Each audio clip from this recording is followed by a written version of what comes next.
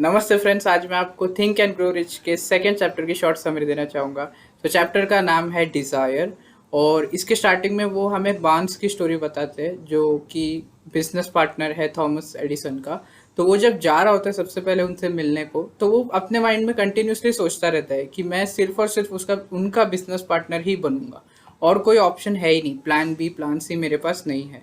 इसके अलावा भी उसको पहले छोटा ही जॉब करने मिलता है, बट थ्रू द टाइम वो हमेशा एक ही चीज़ सोचता है कि मेरे को उसका बिजनेस पार्टनर ही बनना है, और देयरफॉर वो लास्ट में उसको चांस मिल ही जाता है। तो इसमें कंसिस्टेंटली हमको ऑथर यही बताते हैं कि आपका जो ये है डिज़ायर, वो डेफिनाइट होना चाहिए, फिक्स होना चाहिए, कोई प्लान बी या प्लान सी नहीं होना चाहिए।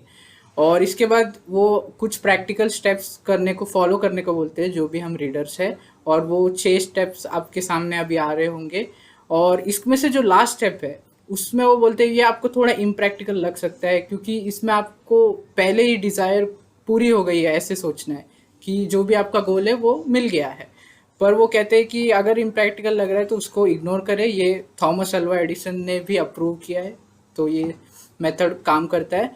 और फिर वो बहुत सारे ऐसे एग्जाम्पल देते हैं जो लोग फेल हो चुके थे और फेलियर के बाद भी वो सक्सीड करे। तो अलग अलग एग्जाम्पल थे, Markovnikov, Helen Keller, Henry Ford, उन सब के, जो कि ज़्यादा एजुकेटेड भी नहीं थे, पर फिर भी वो इन्हीं स्टेप्स को फॉलो करते थे, और ऐसे एट्सेट्रा।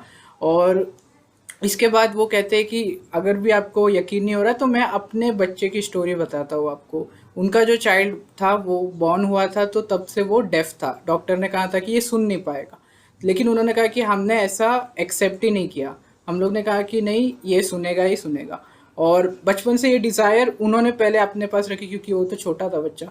फिर जैसे ही वो ग्रो हुआ, बड़ा हुआ, तो उन्होंने जो अपनी डिज़ायर थी उसमें डाली, स्टोरीज के थ्रू और कुछ एट्सेट्रा चीज़ें करते थे, उसके थ्रू उन्होंने उसको बताया कि ये डिज़ायर तुम में भी होनी चाहिए। और उसने वो सब चीज़ें फॉलो की, वो मानने लगा कि हाँ मैं भी सुन लूँगा और ये मेरी डिज़ायर है। और ऐसे ही करते करते वो पूरा स्कूलिंग किया उसने, छोटे मोटे जॉब भी वहाँ पे करते हैं। और फिर उसने कॉलेज भी किया। और जब वो 18 साल का हुआ तब उसे एक इलेक्ट्रिकल इक्विपमेंट मिला था सुनने का, और उसने उसको ट्राई किया। और फाइनली 18 साल के बाद वो सुन पाया था। तो ये सब उसकी डिज़ायर के थ्रू ही हुआ, क्योंकि उसने स्टार्टिंग से डिज़ायर किया और नेचर ने उसको नहीं दिया था, पर उसके बाद भी वो सुन पाया। तो यही मेन चीज़ है कि डिज़ायर डेफिनाइट होनी चाहिए। पूरे चैप्टर में यही चीज़ पे फोकस है। So that's it.